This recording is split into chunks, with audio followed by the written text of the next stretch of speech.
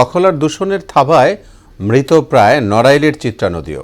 অবৈধভাবে নদীর পাড় দখল করে ঘরবাড়ি ও বিভিন্ন স্থাপনা নির্মাণের পাশাপাশি নদীতে ফেলা হচ্ছে ময়লা আবর্জনা।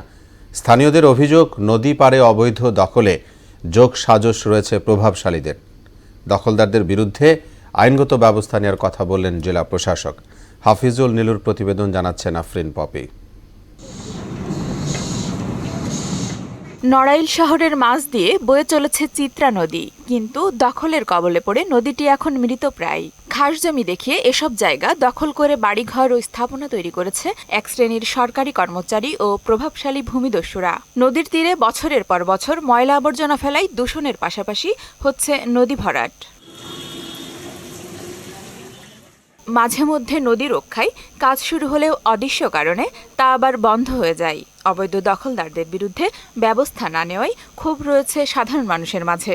নদী দখল, বর্জ্য নিষ্কাশন, যে কারণে নদীর তার প্রাণকে হারিয়ে ফেলেছে। এই চিত্রাকে রক্ষা করলে আমরা বাঁচবো, নড়াইল বাঁচবো।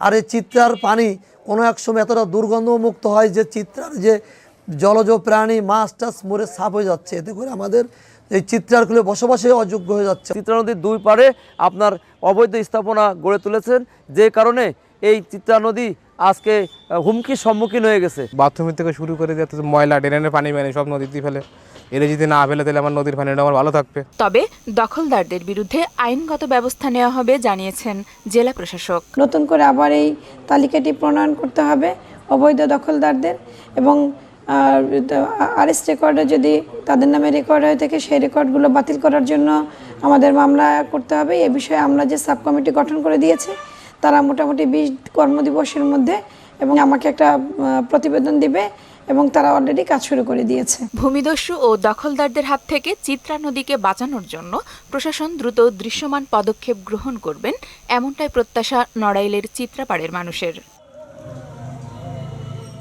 আফরিন পপি, মোহনা সংবাদ।